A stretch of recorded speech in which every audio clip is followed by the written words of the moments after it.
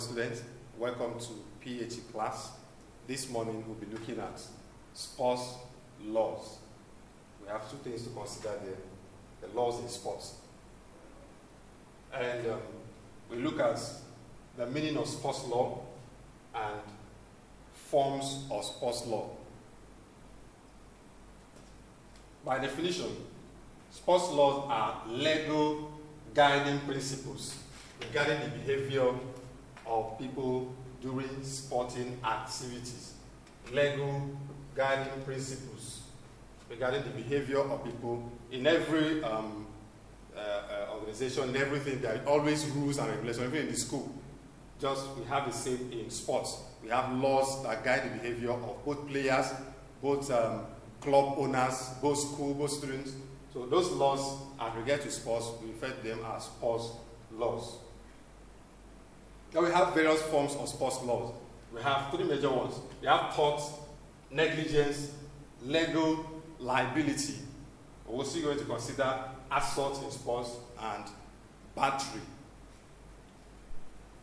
Tort. This is the most common one. What is tort? This is a legal act that permits a person, or a student, or a player to seek for redress for a wrongful act of commission or omission. Now let me explain these two words, commission and omission. Commission is when the act is done intentionally and a person is harmed, then you can be sued for torts.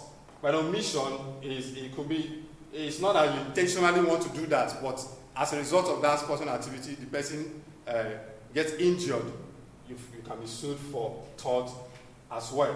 So a tort act may result to direct or indirect injury to another individual or property, and damages can be claimed through court cases. What is important in tort is that a harm is done to a person. So once that is identified, you can be sued for tort. Then negligence. This is a common word that we know. So when you refuse to do something, or you neglect something, you ignore something, and a harm occurs as a result of that, then you can be sued for negligence.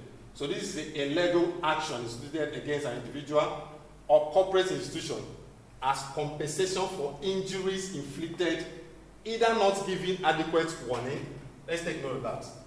Either not giving adequate warning or not taking proper care of athlete or player.